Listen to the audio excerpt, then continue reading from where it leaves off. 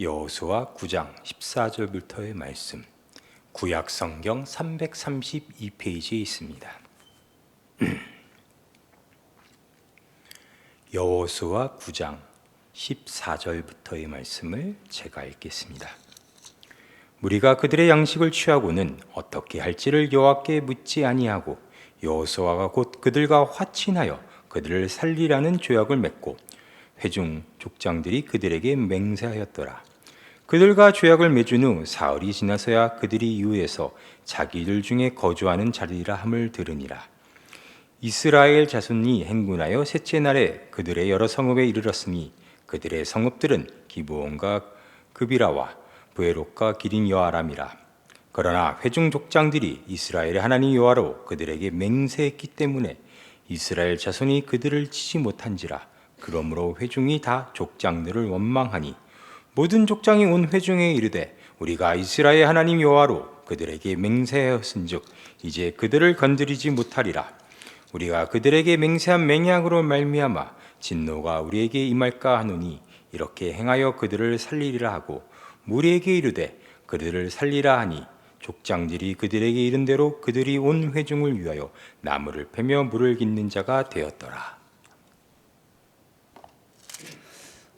이제 아이성 전투 이후에 지난 시간에 이스라엘은 하나님과 이제 언약을 갱신하였으며 율법을 낭독함으로 이제 다시 하나님 앞에 바로 서서 하나님을 섬기겠노라고, 우리가 더 이상 하나님의 말씀을 지키지 아니하는 잘못을 더 이상 저지르지 않겠다라는 마음으로 이제 자신들의 정체성을 확인합니다. 그렇게 다시 이제 가나안 정복 전쟁을 임하게 됩니다.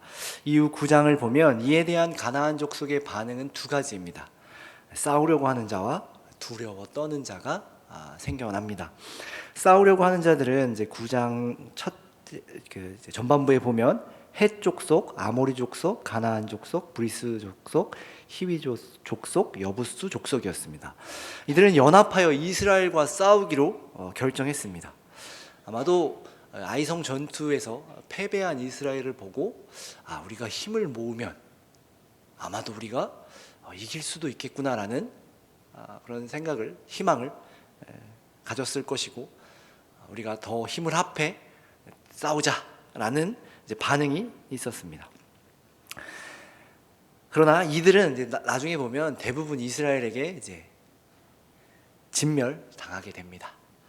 한편 이제 두려워 떠는 자들도 있었습니다. 오늘 말씀에 보면 바로 기브온 주민들이었는데, 이 기브온 주민들은 도대체 어떤 사람들이냐라고 했을 때 11장 19절에 보면 이 기브온 사람들은요 히위 족속이었어요. 그러니까 아까 앞서 말한 것처럼 헷, 아모리, 가나안, 브리스, 히위, 여부스 족속, 그러니까 히위 족속도 이스라엘과 대항하여 싸우기로 했는데 그 히위 족속 중 기브온에 사는 그 기브온 주민들만 이제 이스라엘과 싸우지 않기로 한 것이죠.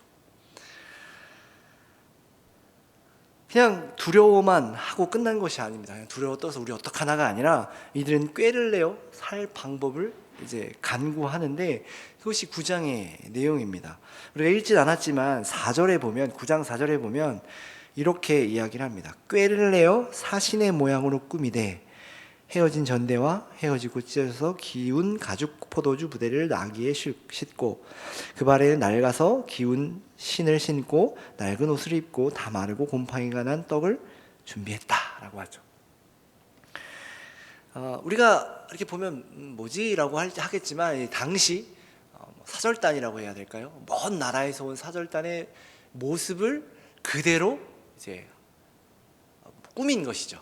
우리가 사절단이라고 하면 좀 이렇게 격식도 좀 갖추고 옷도 잘 차려입고 이렇게 세련되게 올 것 같지만, 생각해 보면 먼 나라에서 그렇게 걸어서 오면 이제 옷도 다 해질 것이고 가죽 부대들도 다 해지고 옷도 낡고 다, 쉽게 말하면 약간 거지꼴처럼 될 수밖에 없는 상황이죠. 그리고 떡도 이제 곰팡이가 난 핀 떡을 가지고 있을 수밖에 없죠. 이제 식량을 챙겨야 되는데 오랜 기간 동안 걸어하다 보니까 그 양식에 이제 곰팡이가 필 수밖에 없는 거예요. 그러니까 이것들을 다 꾸며서 이제 기브온 주민들이 그렇게 옷을 입은 거예요. 그렇게 이스라엘 앞으로 이제 나타난 거죠. 그래서 이스라엘에게 우리가 먼 나라에서 하나님과 너희의 소문을 듣고 너희와 화친하기 위해, 너희와 동맹하기 위해 혹은 너희를 섬기기 위해 사절단을 보냈다. 우리와 화친하자라고 이제 다가선 것이죠. 그래서 이제 보면 6절에 이렇게 이야기를 합니다. 우리가 먼 나라에서 왔으니 우리와 조약을 맺읍시다. 이에 여호수아는 처음에 의심합니다. 의심해서 너희는 누구며 어디서 왔냐 이렇게 묻습니다. 이에 이제 변장한 기브온 주민들은 이제 9절 10절에 보면 당신의 하나님 여호와의 이름으로 말미암아 심히 먼 나라에서 왔사오니 이는 우리가 그의 소문과 그가 애굽에서 행하신 모든 일을 들으며 또 그가 요단 동쪽에 있는 아모리 사람 두 왕들 곧 헤스본 왕 시온과 아스다손에 있는 바산 왕 옥에게 행하신 모든 일을 들었다라고 대답하죠. 그러니까 지금 이스라엘 백성들이 애굽에서 출애굽을 하고 지금 가나안 땅까지 온 여정에 대한 소문을 다 들은 거죠. 사실 이에 대한 소문은 가나안 백성들도 이 소문을 듣고 이스라엘과 이스라엘 하나님을 두려워했죠. 그러니까 아마 이 근방의 나라 혹은 또 멀리까지 이 소문이 났을 겁니다. 이스라엘 백성이 한 나라가 애굽에서 포로 생활을 하다가 탈출하였고 자신들이 신이 준 땅으로 간다더라. 이제 이런 소문들. 그래서 그 소문들을 듣고 우리가 찾아왔다. 이렇게 이야기를 하죠. 쉽게 말하면 이스라엘의 하나님에 대한 말씀을 내가 들었고 그가 애굽에서 지금까지 행한 일을 우리가 다 들었다. 그래서 너희와 화친하기 위해 왔다. 이렇게 한 거죠. 거짓말을 한 거죠, 사실. 이제 옷도 다 꾸미고. 이제 사실 이스라엘이라면 오늘 우리가 읽은 본문 14절에 보면 여호와께 묻지 아니하고라는 단어가 문장이 나옵니다. 여호와께 묻지 않고 이스라엘은 이들과 화친하기로 합니다. 그러니까 이제 완벽하게 속은 거죠. 이 기본 주민들에게 확인할 것들은 다 확인했을 거예요. 옷도 살펴보고 양식도 받았는데 양식도 곰팡이가 핀 것을 보고 얘네는 진짜 멀리서 왔나 보다 라고 생각을 하고 이제 화친을 맺고 조약을 맺기로 합니다. 결국 이스라엘 백성들은 기브온 족속과 조약을 맺은 족장들을 원망하게 됩니다. 나중에 알고 나서. 왜 원망했냐면 지금 하나님께서 이 가나안 족속들을 전부 죽이라고 명령하셨는데 지금 그 명령과는 반대되는 조약을 지금 기브온 족속과 맺었고 이거를 하나님의 말씀대로 이들을 진멸하자니 이스라엘이 하나님의 이름으로 이들과 화친하여 이들을 죽이지 않겠다, 너희들을 건드리지 않겠다라고 약속을 했으니 이 약속이 깨지는 순간 또한 자신들에게 미칠 화가 있을 거라 생각하고 그렇게 진멸하지도 못하고 진멸을 안 하려고 하니 하나님의 말씀이 걸리고 이제 이러한 상황이 돼버린 거죠. 이에 여호수아는 그들을 부르죠. 너희가 어찌하여 속였느냐 다그치죠. 그리고 그들을 종으로 삼고 오늘 읽은 말씀 마지막에 보면 나무를 패며 물을 깃는 자가 되었다 이렇게 되죠. 그러니까 종으로 삼았다라는 말입니다. 나무를 패고 물을 깃는 자들로 그 기브온 주민들을 종으로 삼은 것입니다. 결론적으로 보면 이 기브온 사람들은 가나안 족속 중 히위 족속, 그러니까 하나님께서 진멸하라고 말씀하신 가나안 족속이었지만 이들은 살아남게 됩니다. 하나님께서 모두 진멸하라고 하셨는데 이스라엘의 실수로 하나님께 묻지 않은 그 실수로 인해 이들은 살아남게 됩니다. 이 사건을 이렇게 보면 여러 가지 마음이 들죠. 이스라엘이 속긴 했지만 이 꾀를 내어서 이스라엘을 속이고자 한 기브온 주민들이 잘못된 거 아닌가? 이스라엘이 참 안 됐지만 뭐 어쩔 수 없는 거 아니냐, 하나님도 이해하실 거야 라는 마음도 좀 들기도 하고, 에휴 이 어리석은 이스라엘 백성들아, 하나님께 물어봤어야지 왜 안 물어봐가지고 이런 실수를 범하냐, 뭐 이런 생각도 들기도 합니다. 사실 기브온 족속이 문제가 많아 보이죠. 이들이 작정하고 속인 거니까. 그걸 이스라엘을 탓하게 되면 우리도 힘들어지죠. 만약에 내가 누군가에게 속아서 하나님의 이름을 혹은 내 신앙을 저버리는 일이 생겼다, 이러면 우리가 하나님 앞에 여러분 어떻게 말하겠어요? 하나님, 내가 안 그러려고 했는데 저 나쁜 놈들이 나를 속였어요. 하나님 내 마음 아시죠? 이제 이렇게 하지 않을까요? 그러나 이제 이 부분이 왜 우리가 계속 생각해 봐야 하냐면, 지금 8장에서 우리가 그동안 이제 아이성 전투에서 패배하고 하나님이 우리를 버렸다, 우리 이제 큰일 났다, 하나님이 우리를 죽이시려고 하나 보다, 하나님과의 언약이 깨졌다 라고 울면서 한탄했던 이스라엘 가운데 하나님께서 너희의 죄악을 제하고 하나님 앞에 다시 서라. 그래서 다시 섰고 다시 아이성 전투에서 승리하였고, 이제 하나님의 그 율법을 낭독하며 함께 모여 하나님의 말씀 앞에서 다시금 하나님의 약속을 확인한 직후에 일어난 일이기 때문입니다. 이제 이스라엘은 우리가 하나님의 백성으로서의 정체성이, 우리가 하나님의 말씀을 지키며 살아가야 한다는 것을 하나님 우리가 실감했습니다. 이제 하나님의 말씀대로 살겠습니다 라고 그렇게 다짐하고 나서 이 일이 터진 거죠. 그래서 아니 하나님 말씀대로 한다며 왜 이렇게 실수했어, 왜 묻지 않았어 라는 마음이 들 수밖에 없는 거죠. 우리가 그렇게 말할 수밖에 없죠. 그리고 하나님께 묻지 않았다라는 말씀이 기록된 걸 보면, 이 하나님께 묻지 않은 죄는요 굉장히 큰 죄로 여겨지기도 합니다.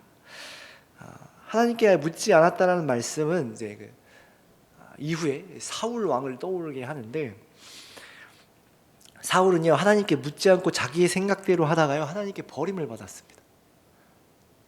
하나님께 묻지 않고 자기 생각대로 하다가, 하나님의 말씀을 듣지 않고 묻지 않고 결정했다가 그의 집안은 비참한 최후를 맞이합니다. 전부 죽습니다.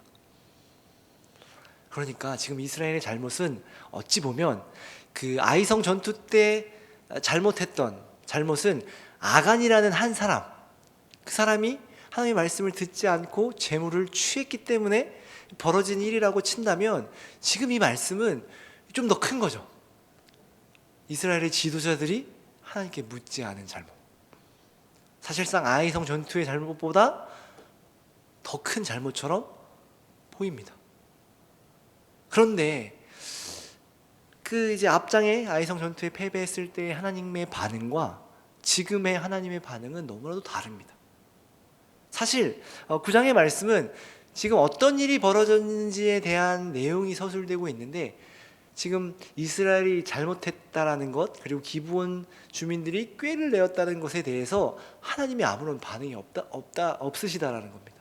이스라엘이 잘못을 했다면 하나님께서 아간이 잘못했을 때처럼 뭐 전투에 패배하게 하든지 아니면 무슨 벌을 주셔서 우리에게 무슨 문제가 있었나 보구나, 하나님 이게 어찌 된 일입니까? 물었을 때 하나님께서 너희가 나에게 묻지 않고 조약을 맺지 않았느냐, 너희가 지금 조약을 맺은 사람들은 먼 나라의 백성들이 아니라 가나안 족속이다, 이렇게 하나님께서 말씀하셨겠죠, 보통 같았으면. 또한 기브온 백성들에게 너희는 하나님의 백성을 속였으니 저주를 받을 것이다, 심판을 받을 것이다 라든지 또 그런 말씀이 하나도 나오지 않는다라는 거예요. 그리고 이후의 말씀을 보면 이 기브온 주민들이 위기에 처했을 때 하나님께서 이스라엘에게 가서 도우라고 말합니다. 그러니까 이 조약은 기브온 족속들이 꾀를 내어 이스라엘을 속이고 맺은 조약임에도 불구하고 하나님께서 그 조약을 인정하셨다라는 거죠. 왜 인정하셨을까요? 하나님이 분명히 가나안 족속을 진멸하라고 말씀하셨고, 그리고 나중에 이스라엘 백성들이 계속해서 그 정복 전쟁을 이어갈 때 사사기에 보면 이 경우가 남아서 그랬는지는 모르겠지만 그 가나안 족속들이 가지고 있는 어떤 기술 혹은 문화 이런 게 좋아 보여서 그들을 진멸하지 않기로 합니다. 그 사사기에서는 이것들이 이스라엘 백성에게 올무가 되어서 그들을 괴롭히게 되었다라고 말을 하는데, 그때는 그 이스라엘 백성들을 가나안 백성들을 진멸하지 않은 것을 부정적으로 표현하지만 지금 이 말씀에서는 그렇게 부정적으로 표현하고 있지 않다라는 거죠. 그러니까 지금 이 조약은, 이 9장에서의 일은 어떤 것을 말하고 싶은지, 성경이 지목하고 있는 것은 무엇인지를 한번 살펴봐야 한다라는 겁니다.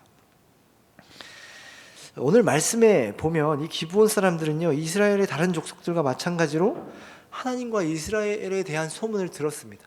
듣고 어떤 사람들은, 어떤 족속들은 싸우기로 하죠. 우리가 이렇게 죽을 수 없다. 이들은 우리를 죽일 것이다. 모두 진멸할 것이다. 그러니 우리가 이 사람들에게 용서를 구하고 살려달라고 한들 이들은 우리를 진멸할 것이다. 그러니 우리가 어차피 죽을 거 우리가 싸우자. 이런 반응이 있었고, 이 기브온 백성들은 두려워 떨었습니다. 그들의 고백을 보면 마치 하나님의 언약 백성들이, 하나님의 백성들이 고백하는 것과 같이 고백을 합니다. 9절에 보면 이렇게 하죠. 당신의 하나님 여호와의 이름으로 말미암아 심히 먼 나라에서 왔사오니 이는 우리가 그의 소문과 이제 그 쭉 행하신 일들을 우리가 들었다 라고 말하죠. 그러니까 이들은 엄밀히 말하면 이스라엘 백성들을 두려워하는 게 아니라요, 이스라엘 백성들 가운데 행하신 하나님을 두려워하고 있다라는 겁니다. 우리가 너희에게 너희 소문을 듣자 하니 너희가 하나님 여호와의 이름으로 우리가 왔다 이렇게 이야기를 하죠. 하나님 여호와의 이름으로 우리가 왔고 그 하나님이 너희를 인도하시는 걸 보니, 너희에게 행하신 일들을 하는 걸 보니 우리가 너희에게 화친을 맺어야 될 것 같아서 왔다라는 거죠. 즉 하나님을 경외하며 하나님의 위대하심 앞에 두려워 떨며 사실상 하나님의 자비하심 앞에서 그 자비를 구하고 있다라는 겁니다. 물론 이들의 방법이 꾀를 내었다 이렇게 표현되고 있어서 이스라엘을 속인 것이지만, 어쩌면 이들은 하나님의 그 자비하심에 그들의 목숨을 걸고 이 일을 행한 일이 아닐까 싶습니다. 왜냐하면 하나님은 이 기브온 백성들의, 이 주민들의 잘못을 묻지 않으시기 때문입니다. 벌하시지 않으시죠. 물론 그들이 이스라엘의 종이 되어 물 깃는 자와 나무를 패는 자가 되기도 하지만 과연 그것이 저주인가? 그들이 저주를 받아서 그렇게 종이 된 것인가를 생각해 볼 필요가 있죠. 그리고 이 꾀를 내다라는 말을 이제 원어로 보면 지혜롭게 행동했다라는 의미가 있습니다. 그러니까 단순히 간사하게 이스라엘 백성들을 속여서 계략에 넘어뜨리거나 함정에 빠뜨린 것이 아니라 성경에서는 이들이 지금 지혜롭게 행동하고 있다, 이제 이렇게 묘사하고 있다라는 겁니다. 그리고 이들이 지금 나무를 패는 자와 물을 깃는 자가 됐다고 하는데, 실제로 성전을 지을 때 이들이 성전 봉사를 하게 됩니다. 이 기브온 백성들이요. 성전에서의 봉사를 성경에서는 저주라고 이야기하지 않습니다. 시편 말씀에 보면 여러분 아시는 말씀일 텐데, 시편 84편 10절에 보면 이런 말씀이 있습니다. 주의 궁정에서의 한날이 다른 곳에서의 첫날보다 나은즉 악인의 장막에 사는 것보다 내 하나님 성전 문지기로 있는 것이 좋사오니라는 고백을 하고 있죠. 그러니까 지금 이 기브온 주민들이 어찌됐건 이스라엘의 종이 되었지만 추후에 하나님의 성전을 건축할 때 그 성전에서 봉사하는 자들이 되었다라는 겁니다. 물론 지금 9장에서는 그들을 불러서 여호수아가 23절에 보면 이렇게 이야기를 합니다. 그러므로 너희가 저주를 받나니, 이제 이렇게 해서 너희가 종이 될 것이다라고 이야기를 하지만 나중에 이들이 이스라엘 백성으로 받아들여지고 종이 되었을 때 성전에서 봉사하는, 어쩌면 그 영광을 누리게 된다라는 것이죠.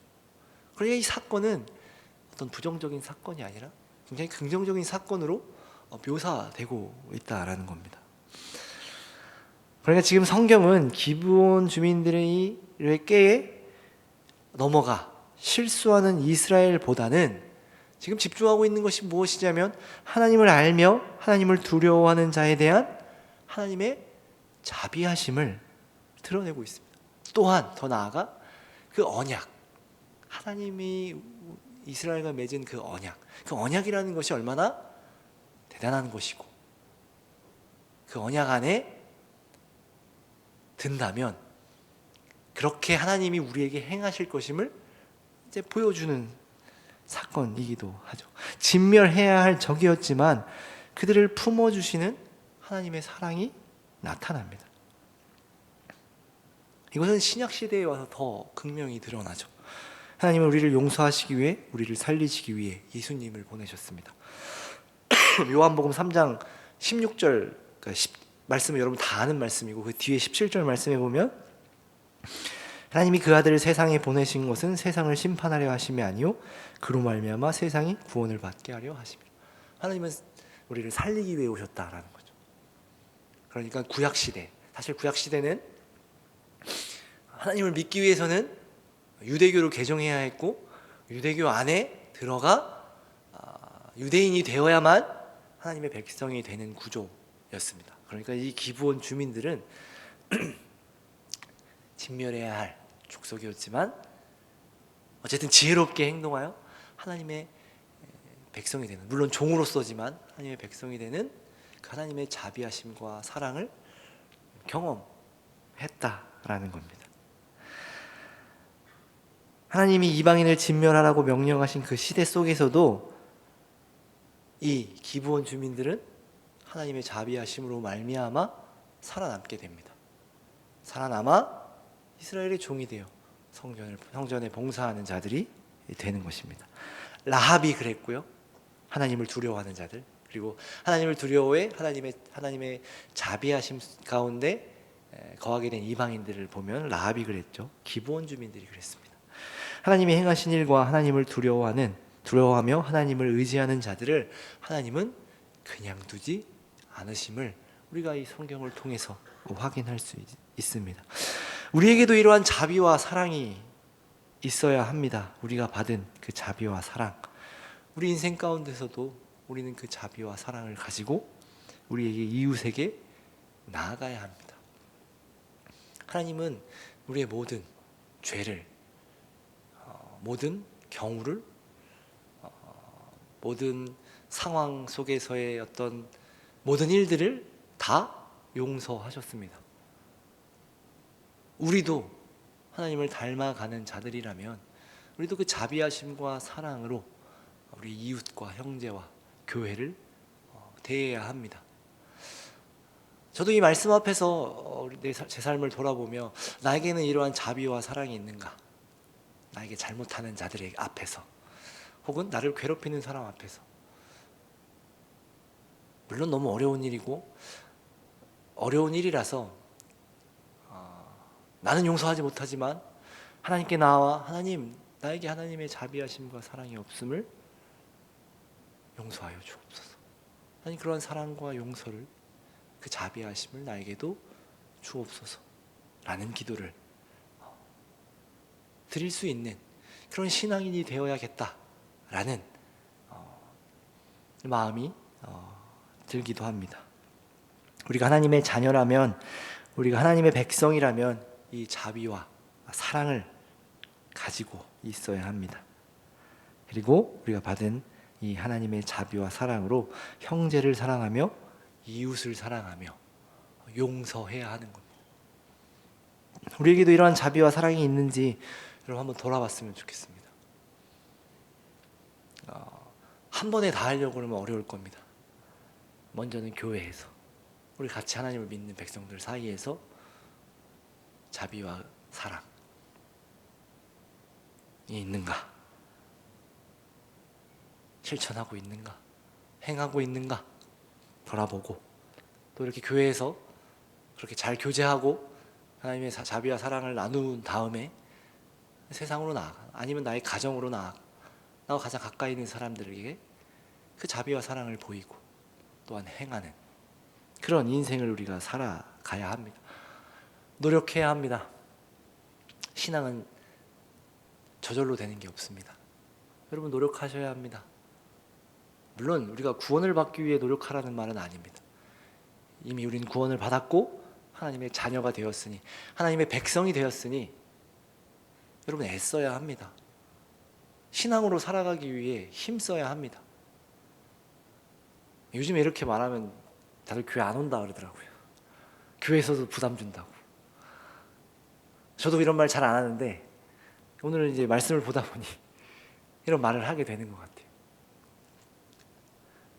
우리는 얼마나 신앙으로 살아가기 위해 애쓰고 있는가, 그 신앙을 지키기 위해 애쓰고 있는가. 물론 하나님의 은혜를 구하며 한 걸음 한 걸음 나아가는 것이지만 내 마음이 혹은 내 정성이, 물론 그 정성으로 내가 하나님을 감동시키겠다 이러는 건 피해야 하지만 내가 하나님의 백성으로서, 내가 하나님의 자녀로서 어떻게 살아갈 것인지에 대한 우리 스스로의 고민이 없다면 우리는 아마도 흘러가듯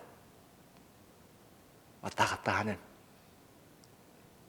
그런 신앙인이 될지도 모르겠습니다.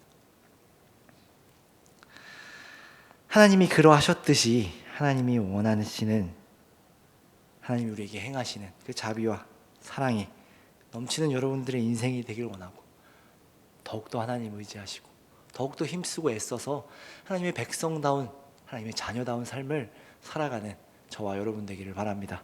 기도하겠습니다. 사랑하는 하나님, 주님의 말씀 가운데 주의 자비하심과 사랑을 확인합니다. 진멸당해야만 했던